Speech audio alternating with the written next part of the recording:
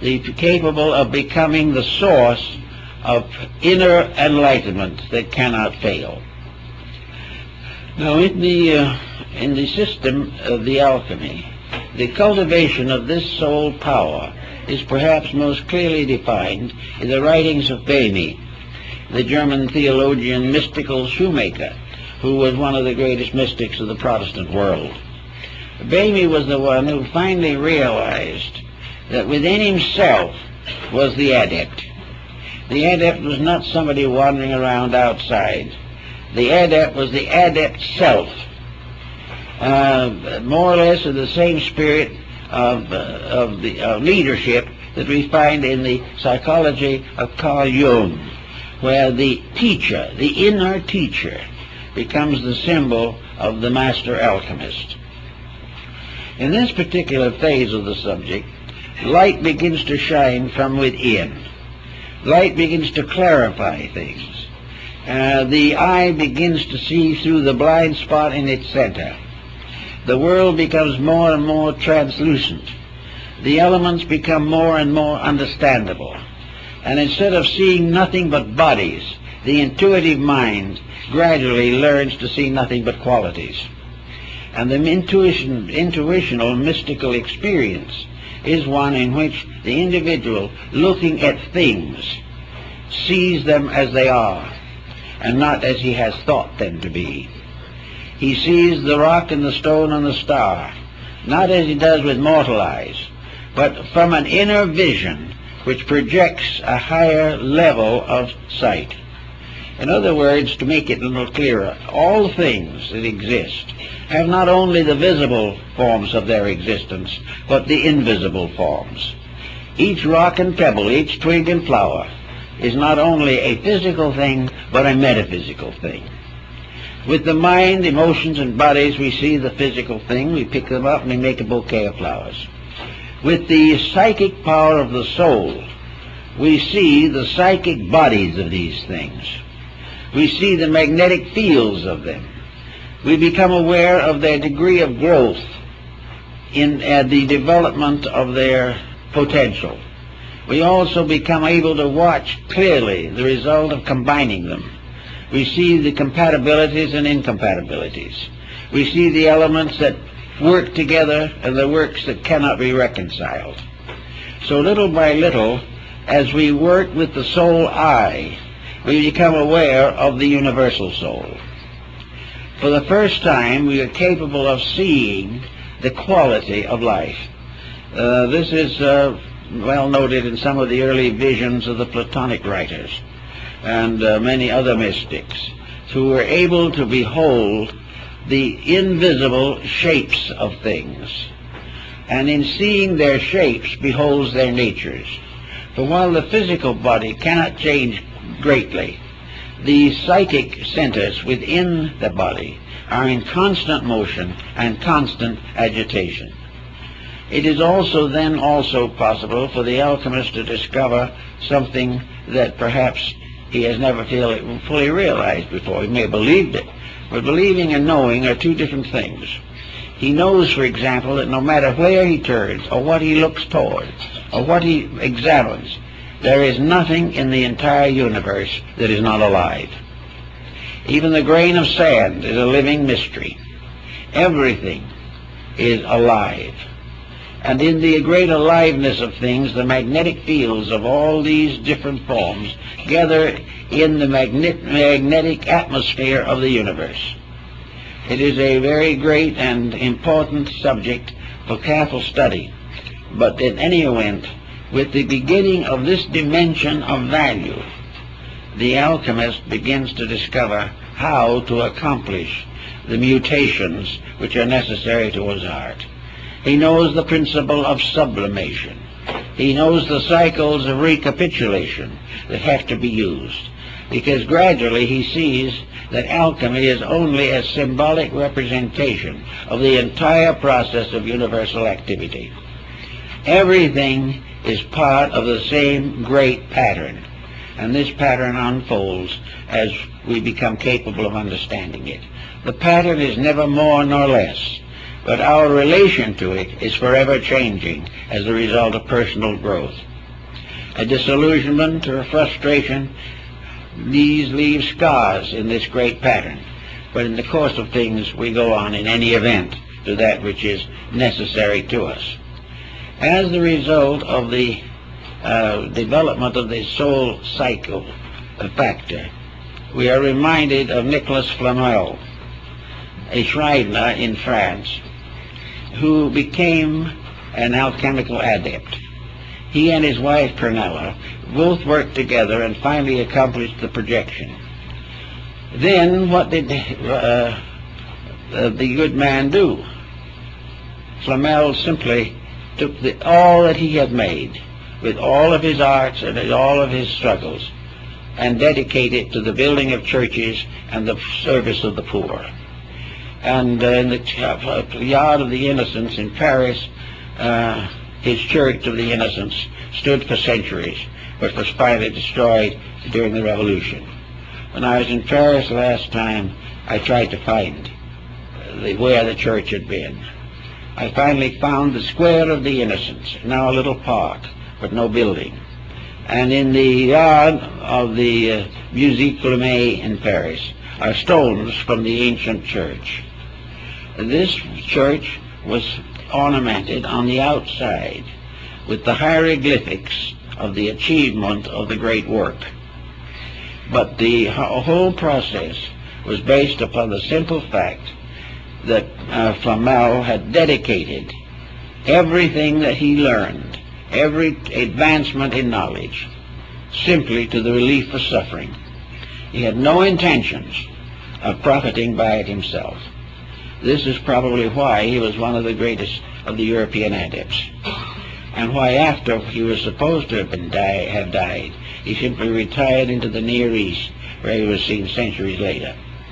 But in any event, when you get to this level, you begin to work with the chemistry and alchemy of life. It is no longer little materials in bottles. It is vast concepts experienced within the unfolding massiveness of human projection. Little by little, the entire mystery goes on, until finally the individual, from an intuitive procedure, forms a reunion with the divine part of himself. And having made this union with the divine part of himself, he then goes on to the further steps of the great transmutations. He finds himself gradually lifted up into the hierarchies of life, but never, however, for personal gain, never for glory, never for wealth, and never to escape pain. These things are processes of growth, and the pains and sufferings that we have are the impairments which by our own policies we know no better. It is not a fault. It is one of those things that nature has presented to us for contemplation, and which we must face whether it is happy or not. But in going on and on, we gradually find the part of alchemy in the great universal plan of things. We find that the planet itself is in a state of constant alchemical transformation. We know that the solar system is moving from one level of evolution to another. We know that the whole cosmos is coming in more and more into perfect harmony with its own rules. These different forms of life, therefore, we find, have a tendency, as time goes on, to be absorbed into higher forms of life. It isn't that sometime that our planet will simply disappear or go forever and we will cease because of it. It simply means that evolution is a growing. And when we outgrow the experiences that we are facing in the 20th century, we will no longer be subject to the confusion and sorrow of these experiences. We have to solve problems. And the alchemist's problem was to solve the mystery of himself. He had to find ways to outgrow his own limitations. And various systems have advanced with that. Religion has attempted exactly the same thing. Philosophy has attempted it. Science will someday attempt it. because science will have instruments by means of which many of the great mysteries of antiquity can be solved. But regardless of the motive behind it or the methods used, the whole answer is the gradual transformation, called transmutation, multiplication, and finally projection of the great work. This is a sort of a marvelous wonder world of forces and values which work together in the music of the spheres, as was Pythagoras called it. A universe of infinite integrity, infinite beauty, and infinite wonder. A universe which exists within ourselves as a potential of all of these things. For there is nothing in the universe that is necessary to man that he does not possess. And it is perfectly possible to conceive the ultimate unity of man and the universe, not by him ceasing to be himself, but by outgrowing what he has come to consider himself, which is another pretty little problem that we all have to face. We all think of ourselves as we are. We think of ourselves looking in the mirror and seeing exactly what we are.